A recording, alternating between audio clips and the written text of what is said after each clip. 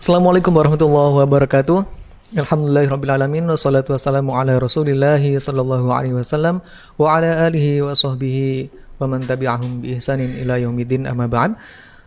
Pemirsa dimanapun Anda berada, rahimakumullah. Alhamdulillah di kesempatan malam hari ini, alhamdulillah kita bisa bersua kembali dalam program konsultasi agama dan keluarga bersama Ustadz Abu Ghazi As-Sundawi hafizahullah ta'ala.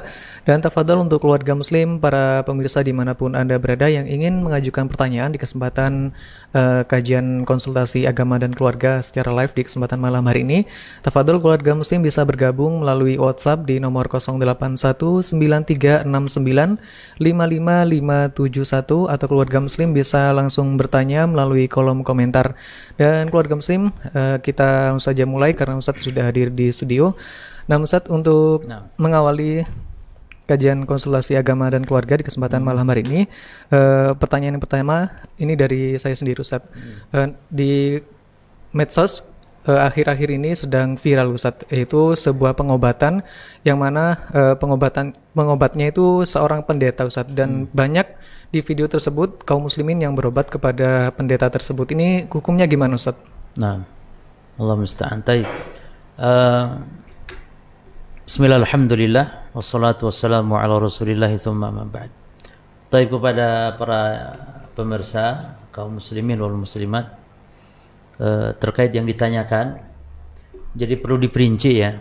Hukum asal kita diperbolehkan bermuamalah dengan orang kafir, sebagaimana juga Allah mengatakan, la yanhakumullah 'anil ladzina lam yuqatilukum fid din wa lam yukhrijukum min diyarikum an tabarruhum wa tuqsitu ilaihim.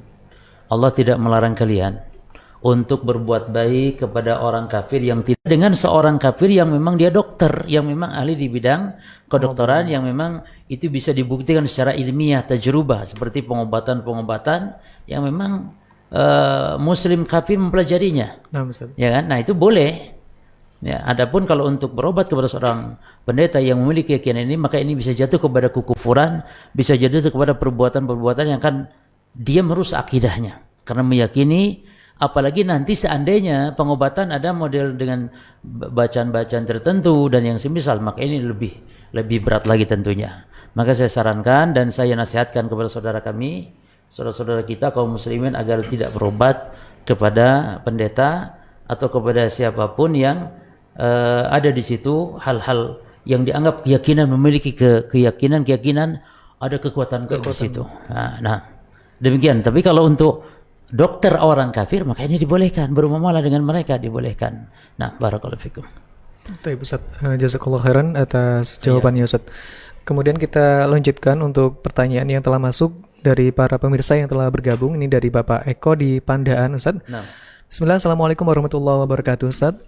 Afan izin bertanya Ustaz, saya meyakini adanya kalau Al-Quran adalah kalam Allah. Semakin saya membaca dan saya tadabburi, semakin saya yakin dengan isinya kalau Al-Quran adalah pembimbing manusia agar selamat dunia akhirat Ustaz. Tapi terkadang ada bisikan Ustaz, di Al-Quran banyak yang bercerita tentang masa lalu, yakni kisah Nabi Adam saat berada di surga sampai turun ke bumi. Sedangkan Al-Quran turun kepada Nabi Muhammad SAW, dan masa depan yakni hari setelah kematian, hari kebangkitan, hari pembalasan. Bisikan ini Ustaz seakan menyuruh saya berpikir tentang semua kejadian ini dengan logika. Bagaimana caranya supaya bisikan ini hilang Ustaz, supaya keyakinan saya semakin teguh dengan Islam Ustaz? Baik. Al-Quran adalah kalamullah, firman Allah yang isinya hak, yang dia sebagai petunjuk membawa manusia kepada kebahagiaan dunia dan akhirat. Itu sudah kita imani, kita yakini. Lalu yang harus kita ketahui adalah kandungan Al-Quran itu ada 3 macam. Ada 3 kandungan Quran ya. Jadi pembahasan Quran ada 3 macam. Yang pertama tentang akidah atau tauhid, berbicara tentang Allah, zat Allah, tentang masalah sifat-sifat Allah. Yang kedua isinya ahkam, yang tentang hukum-hukum, tentang sholat, ibadah ataupun muamalah. Nah, yang ketiga itu adalah al-qasas. Yang ketiga adalah tentang kisah-kisah. Dan kisah ini pun ada kisah zaman dahulu, kisah-kisah di zaman Nabi Muhammad SAW, dan ada kisah-kisah yang akan datang. Nah, kisah-kisah dalam Quran kita wajib meyakini dan mengimani bahwa kisah-kisah itu adalah hak. Bahkan di antara yang tidak bisa dirubah, kalau hukum bisa dirubah, terkadang ada sistem atau ada istilah nasikh mansukh. Tapi kisah itu tidak bisa dirubah karena kisah itu hak. Kalau kisah bisa dirubah-rubah berarti kisah itu dusta. Oleh karena itu juga kisah-kisah yang ada dalam Quran itu disifati dengan kejujuran, dengan kisah yang jujur. Makanya Allah juga banyak di dalam ayat Al-Quran menyebut tentang kisah itu demikian benarnya apa yang disampaikan oleh Al-Quran. Ya. Wa man asdaqu minallahi haditha. Siapa yang lebih jujur daripada Allah perkataannya. Dan juga kisah di dalam Quran diibaratkan dengan ahsanul qasas, dengan kisah yang paling indah. Oleh karena itu kita wajib percaya kisah-kisah itu semua adalah nyata, baik pada hal yang sudah berlalu dari kisah-kisah para nabi dan rasul dengan umatnya, atau kisah-kisah yang akan datang tentang kiamat, tentang alam yang lain, ya, atau bahkan tentang kisah-kisah misalnya tentang hal-hal yang terjadi yakni pada umat-umat yang akan datang. Seperti yang di dalam Quran disebut tentang Zulkarnain. Itu kan kita belum mengalami. Kita harus percaya kisah-kisah tersebut. Nah sekarang bagaimana cara kita untuk supaya menghilangkan bisikan, gangguan-gangguan? Maka yang pertama berta'awud, berlindung kepada Allah dari godaan syaitan, waswas, bisikan syaitan, dengan berta'awud, membaca a'udzu bikalimatil hitamati min syarri ma khalaq atau a'udzu billahi minasyaitonir rajim. Terus yang kedua, semakin belajar mentadaburi supaya semakin kuat keyakinan kita kepada kandungan Al-Qur'an. Karena dengan ilmu seorang menjadi teguh, menjadi kokoh dan menjadi kuat, ya. Kemudian yang ketiga, hati-hati dengan pemahaman-pemahaman menyimpang tentang seperti pemahaman-pemahaman liberal yang akan meragukan kepada Al-Quran, karena dalam akidah mereka bahwa syariat ini, Quran termasuk perlu direvisi, kata mereka. Nah kalau kita baca buku-buku mereka akan mempengaruhi, semakin rusak nanti pemahaman kita, waliyadzubillah. Demikian mungkin, barakallahu fikum. Baik Ustaz. Kita lanjut untuk pertanyaan berikutnya dari Akhi Budi Prianto di Gondang Wetan, Pasuruan. Assalamualaikum warahmatullahi wabarakatuh, Ustaz. Ustaz, izin bertanya, teman saya punya usaha ikan hias, Ustaz. Dia menawarkan saya menanam modal sebesar 12 juta untuk mengembangkan usahanya, tiap bulan bagi hasil untuk saya sebesar 200.000 selama setahun, Ustaz. Setelah setahun uang 12 juta akan dikembalikan. Apakah akad ini termasuk riba, Ustaz? Karena bagi hasil sudah ditentukan. Syukran jazakallah khairan atas jawabannya. Ya, ini sangat-sangat riba sekali. Pakai sudah sangat, pakai riba, pakai sekali lagi, ya. Dari sisi mana ribanya? Dari sisi ada unsur juga bukan riba, jadi itu ada unsur-unsur nanti kedoliman seperti itu. Dan tidak boleh akad bagi hasil atau mudharabah seperti itu, ya. Dari mana sisi kedolimannya? Ada juga dari sisi kedoliman, bisa jadi yang bisnis ikan ini bisa jadi rugi, tapi dia harus tetap bayar 200.000. Berarti ini mendolimi yang tukang hias, ikan hias. Bisa jadi yang mudharib yang punya ini juga bisa jadi diuntungkan, ya. Atau bisa jadi rugi dia. Sebenarnya tukang ikan ini banyak untungnya, cuman tetap aja ngasih 200. Nah ini kelirunya di situ. Jadi harusnya mudharib itu sistemnya nisbah, persentase. Misalnya yang punya uang, kalau persentase bebas sesuai kesepakatan, ya. Mau 50-50, mau 60-40, mau 70-30, itu bebas, tergantung kesepakatan. Misalnya kalau mau 50-50, nah tetapkan 50-50. Setelah potong operasional baru nanti bagi hasilnya 50-50, seperti itu dibolehkan. Jadi kalau rugi-rugi semua, kalau untung-untung semua. Kemudian juga masalah dikembalikan tidak masalah, ya, tidak masalah. Dan juga tolong diperhatikan ketika kita bisnis mudharabah itu harus berprinsip kalaupun rugi harus rugi semua. Dan kalau misalnya uang itu bangkrut, hangus, maka hilang, sudah tidak boleh minta ganti rugi yang punya modal. Kecuali kalau memang hilangnya itu karena kecerobohan, ya, karena kecerobohan. Nah itu harus diganti. Tapi kalau tidak, karena murni usaha, karena memang demikian keadaan kondisi usaha ekonomi, ya tidak boleh ganti rugi, tidak boleh kembali modal itu, ya hangus semuanya. Nah demikian, ya, dalam cara mudharabah. Jadi itu tidak boleh hal seperti itu. Ya tidak disebut riba, tapi itu adalah hal kedoliman yang tidak diperbolehkan. Tapi untuk pertanyaan berikutnya dari Akhi Hendra Estiantono di Pasuruan atau Sidoarjo. Bismillah, Afwan Ustaz, izin mau bertanya.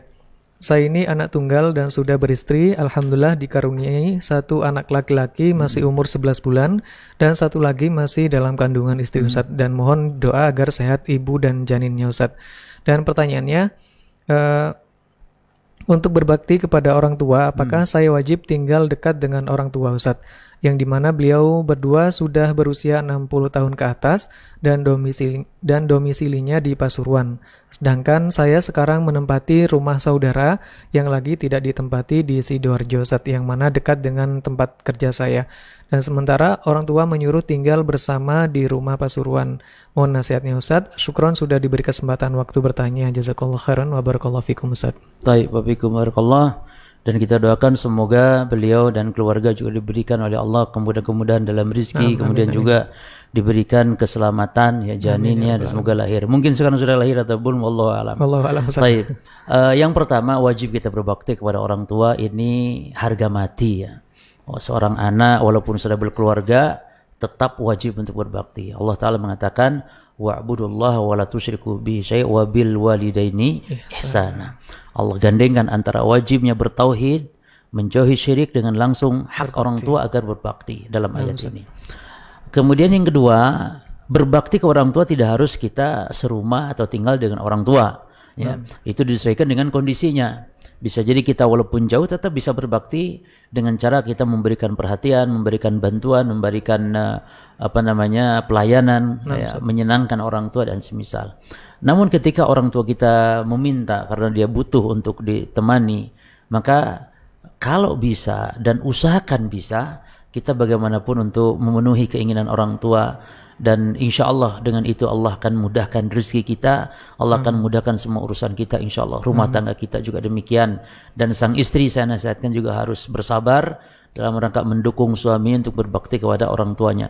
Karena orang tua saat ini meminta, maka akan lebih baik dan lebih berkah insya Allah. Bagaimana caranya supaya kita bisa tinggal dengan mereka, demikian. Tapi sekali lagi tidak wajib ya untuk tinggal bersama orang tua. Namun ketika orang tua membutuhkan dan kitanya mampu, kenapa tidak kita dengan itu kita termasuk bakti dan itu amalan yang paling utama. Nah, barakallahu fikum. Baik Ustaz, untuk pertanyaan berikutnya dari Rara di Pandaan. Pertanyaannya, Ustaz, seseorang meminjam uang di bank dan dibelikan kendaraan. Uang tersebut diangsur selama 3 tahun, tapi sebelum 3 tahun semua hutangnya di bank sudah dilunasi. Setelah semua hutangnya di bank sudah dilunasi, apakah kendaraan tersebut hukumnya sudah halal, Ustaz? Loh, walaupun sebelum lunas pun halal saja. Nah, Ustaz. Jadi keliru ya baru pemahaman kalau kita pinjam uang ke bank lalu beli rumah atau beli kendaraan, disangka rumahnya rumah panas, rumahnya halal-halal saja. Namun kita dosa perbuatan riba itu saja. Dosa. Jadi jangan sampai dikaitkan rumahnya haram atau mobilnya haram, tidak, atau kendaraannya. Jadi halal-halal saja.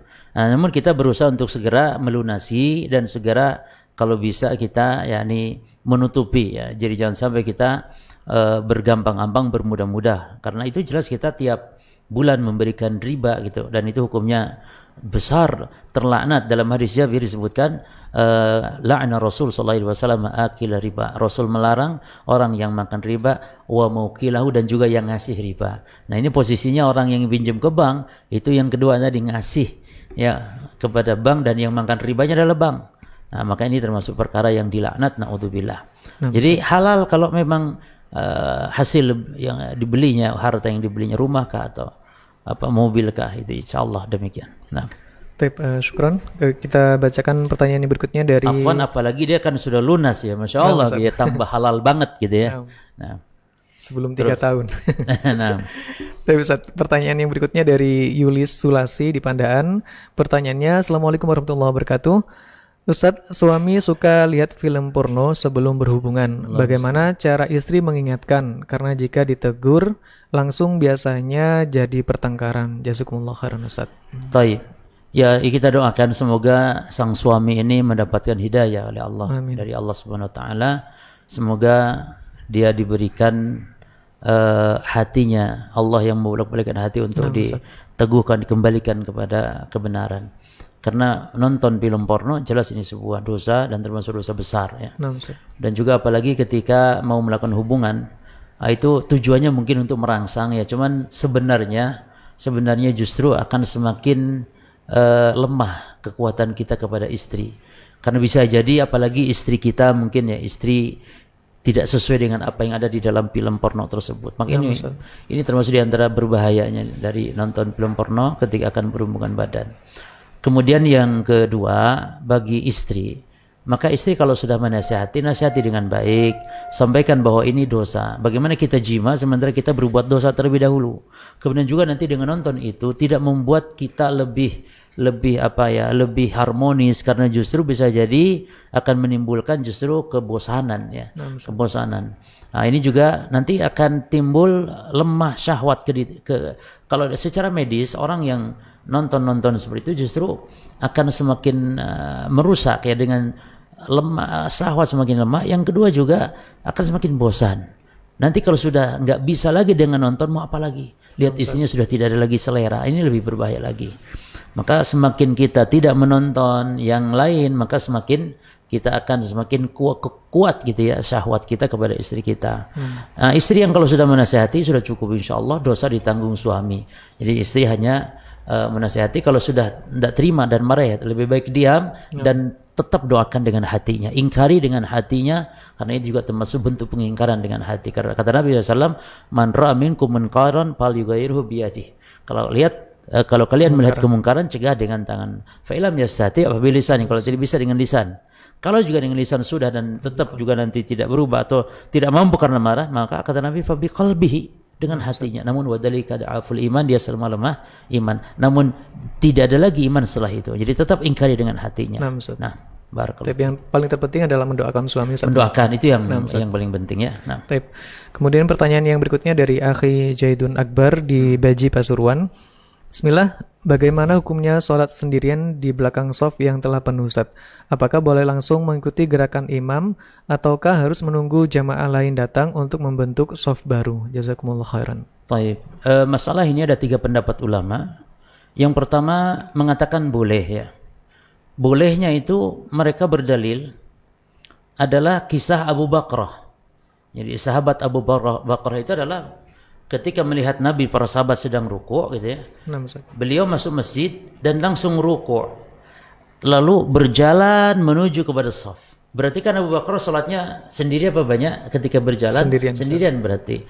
Nah, dengan kasus Abu Bakar, sahabat Abu Bakar ini, maka ini sebagian ulama mengatakan boleh. Ya. Yang kedua mengatakan tidak boleh. Bahkan sampai mengatakan tidak sah. Karena ada hadis memang yang dia diperintah Nabi untuk mengulang salatnya. Jadi ada sahabat yang salat di belakang shaf lalu fa'amarahu Nabi SAW an yu'idahu. Nabi memerintahkan sahabat ini untuk mengulang salatnya dengan sebab itu. Yang berarti pendapat kedua ini tegas gitu, keras, bahkan sampai mengatakan tidak sah salat. Ada pendapat ketiga merinci. Penggabungan dari 2 dalil tadi, 2 pendapat. Bagaimana merincinya? Jadi begini, kalau memang sudah tidak ada lagi celah untuk kita masuk ke shaf, maka boleh sendirian. Tapi ketika masih ada celah, jangan sholat sendirian di belakang shaf. Nah, jadi 2 dalil terpakai. Taib. Lalu bagaimana dengan orang yang sudah tidak ada celah ya? Apakah boleh menarik orang yang di depan untuk bisa menjadi berdua kita di belakang shaf tersebut? Syekh Utsaimin rahimahullah taala beliau mengatakan enggak boleh seperti itu. Karena ada 3 kemudaratan. Berapa kemudaratan? Ada 3. Yang pertama, dia akan mengganggu kehusyuan sholat saudaranya ketika ditarik. Apalagi orang yang tidak paham, dia bisa langsung pasang kuda-kuda. Ketika ditarik, dia langsung pasang kuda-kuda. Itu bahaya. Terus yang kedua, menyebabkan saudara kita ini sholat tidak lagi di shaf yang paling afdal.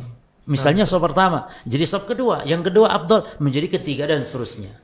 Yang ketiga kemudaratan yang kata Syekh Utsaimin rahimahullah taala, justru dengan menarik dia akan membuat celah yang baru. Dianya terpenuhi tapi dia celah yang baru juga masuk di situ, membuat celah. Maka lebih baik dan lebih afdal, lebih utama tidak menarik. Salat saja di belakang sendirian tidak apa-apa kalau memang itu alasannya. Tapi kalau masih ada jangan bermudah-mudah. Ini bahaya sampai-sampai ya Nabi memerintahkan untuk mengulang salat kepada yang salat di belakang shaf. Pendapat yang wallahu taala alam yang lebih ini yang merinci tadi, yang lebih kuat atau yang lebih hati-hati ya. Kalau yang lebih hati ya jelas yang mengatakan batal ya, tapi yang lebih kuat, yang lebih apa ya, yang lebih terasa pas insyaallah pendapat yang merinci insyaallah taala. Ya, baik. Jadi apa kesimpulannya? Tidak boleh kalau memang masih ada celah shop, harus masuk ke dalam shop, tapi kalau sudah tidak ada boleh. Dan tidak perlu menarik orang yang ada di depan kita. Wallahu taala alam. Nah. Kemudian pertanyaan yang berikutnya dari Iin Nur Inaya di Sidoarjo. Assalamualaikum warahmatullahi wabarakatuh. Ustaz, saya dulu sudah lamaran dengan seorang laki-laki, lalu menjelang penentuan tanggal, saya sangat ragu dengan dia, Ustaz. Lalu saya berulang kali sholat istikharah, tetap saja tidak ada kemantapan di dalam hati. Dibantu dengan orang tua juga, Ustaz, sholat istikharah. Sampai akhirnya saya memutuskan untuk membatalkan lamaran dan mengembalikan cincin. Sudah hampir 1 tahun kejadian berlalu, tapi saya masih teringat hal itu, Ustaz. Saya takut untuk memulai membuka hati lagi. Bagaimanakah agar bisa berdamai dengan keadaan yang lalu, Ustaz? Allah musta'an. Ini kita tidak tahu alasannya apa ya, kok sampai ragu dan yang semisal. Cuman kalau ragu kepada lelaki ini, tapi kok juga ragu setiap lelaki yang nanti akan masuk. Maka ini saya kira, wallahu alam, ini waswas dari syaitan. Ya. Tidak boleh ragu seperti itu. Karena yang namanya nikah adalah kebaikan, dan syaitan tidak rela orang akan berbuat kebaikan. Bahkan syaitan itu tidak rela kalau rumah tangga itu rukun, maka pasti syaitan berusaha untuk bagaimana memecah belah, mencari berikan rumah tangga manusia. Oleh karena itu banyak-banyak berlindung dari was-was syaitan, dan bisa jadi was-was itu dalam masalah ibadah, bisa jadi juga was-was dalam seperti ini. Kalau lelaki baik, apalagi bisa mencari penghasilan, dan juga ya tetap ganteng itu perlu. Makanya nggak boleh ini kadang-kadang jadi ganteng dulu utamakan. Misalnya kalau ada yang nawarankan seorang istri calon ya, tanya dulu cantik enggak gitu. Agama itu nomor 2. Agama itu nomor 2 tanya maksudnya. Paham enggak? Bukan nomor 2 urutan. Nomor 2 tanya. Setelah cantik baru tanya agamanya. Ketika ternyata ditanya bagaimana cantiknya, masya Allah, agamanya lah, ini agamanya ini yang kurang, enggak jadi. Berarti enggak jadinya gara-gara apa? Agamanya. Gara-gara agama enggak jadi, berarti enggak mau gitu. Tapi kalau ditanya agamanya mantap, terus cantik enggak? Lah ini masalahnya. Berarti dia membatalkan itu nanti gara-gara cantik, padahal agamanya sudah bagus. Jangan sampai kita membatalkan gara-gara agama. Jelas masalahnya di sini. Jadi cantik itu perlu, ganteng perlu, tanya duluan. Ganteng enggak, cantik enggak. Nanti kalau sudah ganteng baru tanya agamanya gimana? Bagus. Oh, mantap, sudah jadi saja. Tapi jelek agamanya, lah ini sayang agamanya jelek. Batal pun kita berarti karena apa? Batal kita karena agama, dan itu bagus. Tapi kalau batal gara-gara jelek, nggak cantik, kan ini berarti batal kita gara-gara dunia mengorbankan agama. Jelek sekali kan begitu. Jadi tanya, berarti mana yang nomor 1 kan apa? Tetap berarti agama nomor 1 kan, tapi tanya pertama kali apa? Cantik dulu. Tapi ya, jadi itu ragu, was-was dari syaitan insyaallah. Tapi Ustaz, karena tadi menyinggung tentang istikharah, Ustaz, mungkin bisa diperinci lagi tentang istikharah yang syar'i itu bagaimana, Ustaz? Karena di sebagian masyarakat harus nunggu mimpi dulu, mimpi baik atau mimpi buruk gitu, Ustaz. Nah, mungkin bisa dijelaskan secara rincinya gimana, Ustaz? Ini kesalahan dalam masalah istikharah itu ya. Pertama, istikharah itu kalau kita menghadapi harus ada 2 kasus, 2 pilihan. Ini keliru. 1 pilihan saja itu tetap istikharah, karena istikharah itu bukan untuk memilih. Istikharah itu adalah kita minta yang terbaik kepada Allah antara jadi atau tidak jadi. Berarti kan tidak harus 2 kasus gitu, harus 1 saja. Jadi nikah apa jadi enggak jadi nikah, jadi beli rumah atau enggak jadi beli rumah. Itu yang pertama. Namun perkara harus yang penting ya, perkara yang dianggap penting dalam kehidupan manusia seperti beli rumah, safar, menikah dan semisal. Terus yang kedua, istikharah maknanya kita minta yang terbaik dari Allah, apapun yang Allah takdirkan kita harus terima, jadi atau gagal. Maka ketika gagalnya kita minta berkah kepada Allah. Bahkan kita minta, Allahumma in kunta ta'lam anna hadal amr syarrun li fi dini wa ma'ashi wa akibati amri faghsirfu anni wasrifni anhu. Kan kita sudah doa, ya Allah, engkau maha tahu, kalau seandainya perkara ini jelek bagiku, ya Allah jauhkan, gagalkan ya Allah, jauhkan dia dariku dan aku darinya. Kan itu. Maka ketika gagal jangan marah, justru itulah permintaan kita, dan itu berarti yang terbaik. Juga tidak ada tanda tanya lewat mimpi. Ini kekeliruan. Jadi harus ada mimpi. Mimpi bagaimana mimpinya? Jadi yang penting istikharah, lalu kita ambil keputusan. Jadi sholat dulu baru ambil keputusan. Baru itu namanya tawakal. Baru itu namanya dia sudah meminta pilihan kepada Allah. Baik. Sebelum kita lanjutkan untuk pertanyaan yang berikutnya, kita informasikan kembali kepada para pemirsa dimanapun Anda berada yang ingin bergabung dalam program live di kesempatan malam hari ini, yaitu acara konsultasi agama dan keluarga bersama Ustadz Abu Ghazi As-Sundawi Hafizullah Ta'ala. Tafadhol keluarga muslim bisa bergabung melalui WhatsApp di nomor 081 9369 55571, atau keluarga muslim bisa langsung mengirimkan pertanyaan via kolom komentar. Dan pertanyaan berikutnya Ustadz, kita sambung kembali dari Akhi Agus di Pasuruan. Pertanyaannya, Assalamualaikum warahmatullahi wabarakatuh Ustadz. Waalaikumsalam. Ustadz, apakah dibolehkan sholat ba'diyah isya digabung dengan sholat witir Ustadz?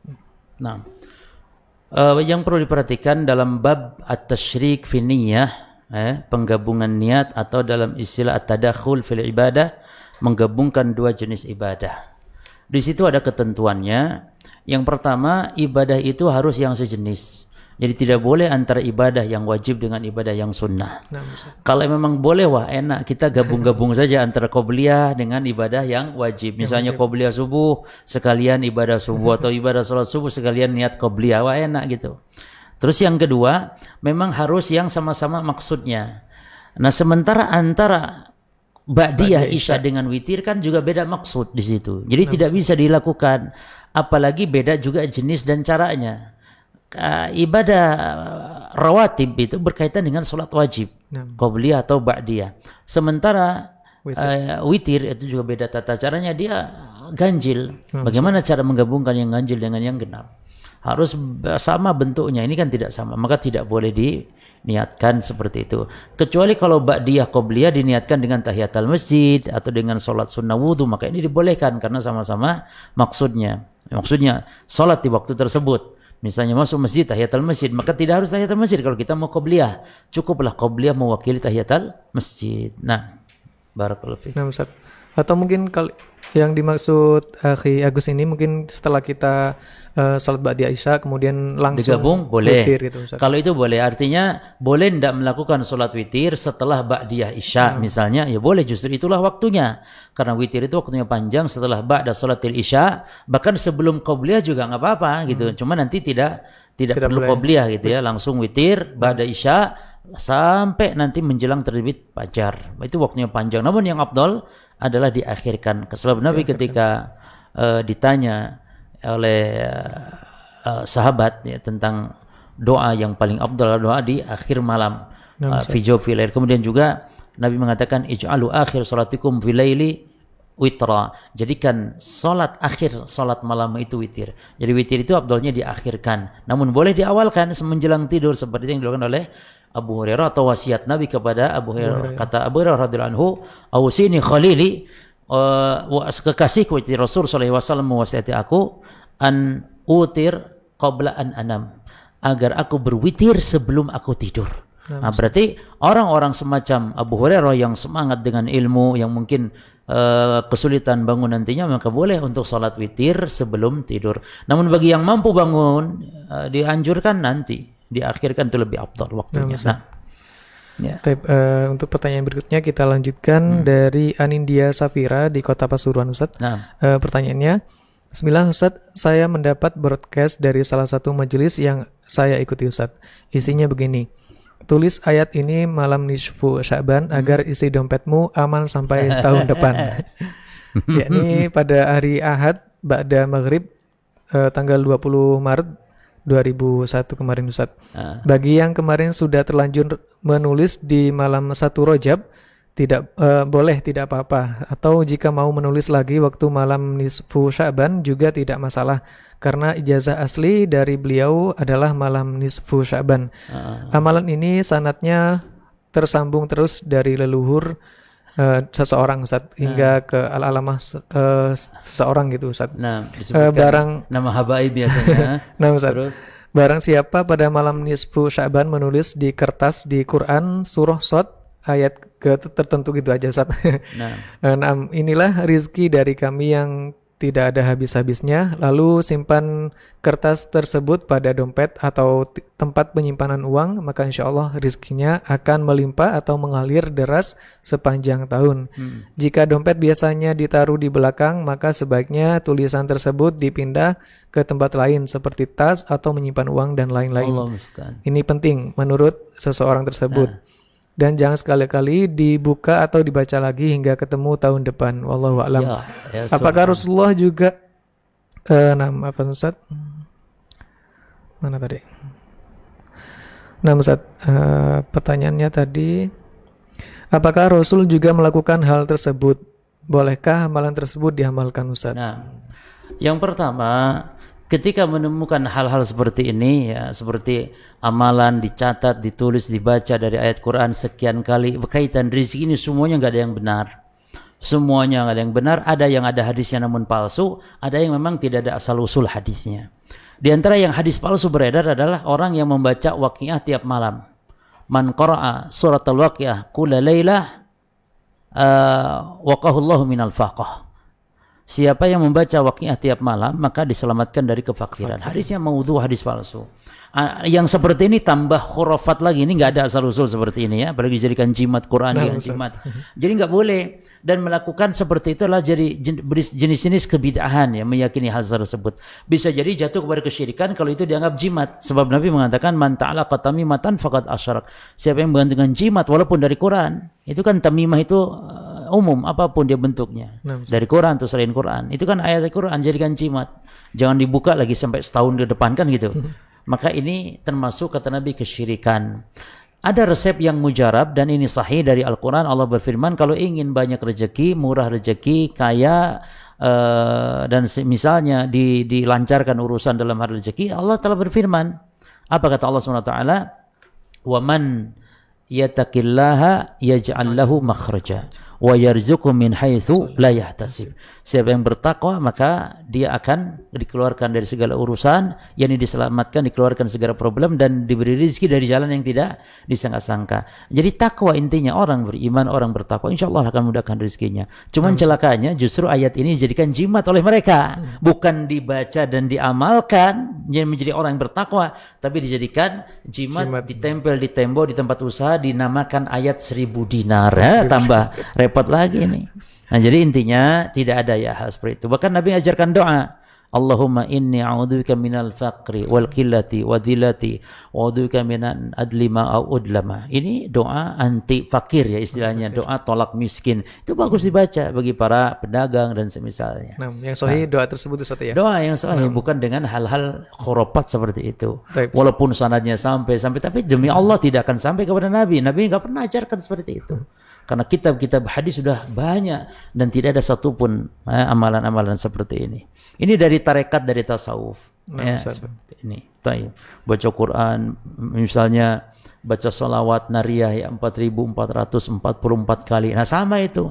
Mandi kembang tengah malam nanti akan dapat rezeki yang tidak disangka-sangka. Sudah jelas takwa itu sudah dari Allah. Takwa dapat rezeki dari jalan yang tidak disangka-sangka.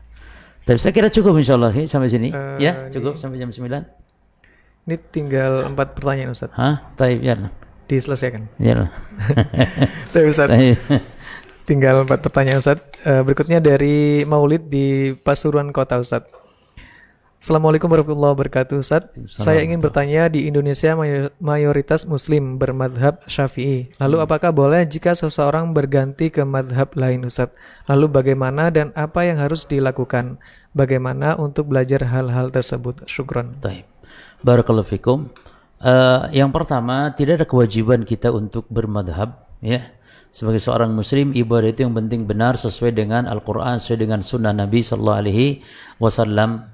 Bahkan yang sangat tercela lagi adalah ketika orang berfanatik dengan madhab, dalam arti menjadikan madhab sebagai agama. Artinya benar salah pokoknya saya Syafi'i misalnya. Ini keliru. Bahkan ini menyelisihi perkataan para imam kita juga. Imam Syafi'i mengatakan, jadi kalau sudah hadis sahih maka ambil hadis, tinggalkan perkataan kata Syafi'i. Maka dalam hal ini boleh-boleh saja bukan pindah madhab. Kita memang tidak boleh fanatik kepada madhab. Ketika madhab Syafi'i misalnya mengatakan bacaan Quran tidak sampai kepada mayit ketika dibacakan, maka kita ikuti kalau itu memang benar. Jangan ikuti pendapat Imam Ahmad yang menurut Imam Ahmad bacaan Quran hadiahnya, pahalanya dihadiahkan ke mayit itu sampai. Nah dalam hal ini kita ikut mazhab siapa? Kita ikuti mazhab yang kuat pendalilannya, ya demikian. Jadi dalam hal ini pendapat Imam Syafi'i justru yang kuat. Namun banyak kenyataannya para pengikut Syafi'iyah bahkan yang justru itu mazhabnya Hambali sebenarnya mengatakan pahala bacaan Quran sampai kepada mayit. Jadi bukan boleh tidak bolehnya pindah mazhab, justru memang dalam keadaan demikian kita harus tidak boleh fanatik kepada mazhab. Boleh belajar fikih dengan cara belajar mazhab silakan, tapi jangan fanatik gitu. Apalagi sampai mengorbankan akidah. Ini lagi ngetren sekarang ini. Jadi bela-belain ingin belajar mazhab Syafi'i kepada guru yang berakidahnya Asy'ari misalnya, akan rusak nanti akidah. Ya, dengan belajar fikih kepada guru yang akidahnya Asy'ari misalnya. Baik. Cukup ya insyaallah. Untuk pertanyaan dari Evi yang baru saja bergabung dari Pandaan, mungkin menjadi pertanyaan yang terakhir untuk kesempatan malam hari ini. Afan dari Maulid tadi Ustaz. Nah, insya Allah kita akan sambung kembali Ustaz di kesempatan lain waktu dalam program yang sama, yaitu konsultasi agama dan keluarga bersama Ustaz Abu Ghazi.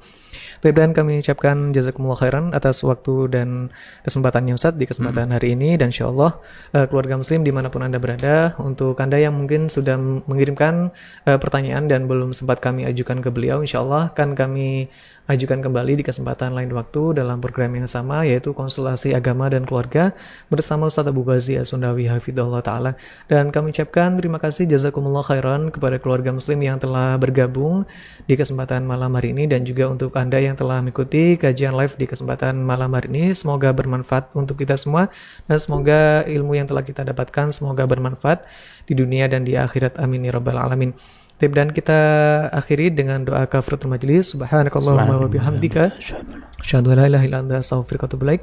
Wa la faminkum. Assalamualaikum warahmatullahi wabarakatuh. Waalaikumsalam.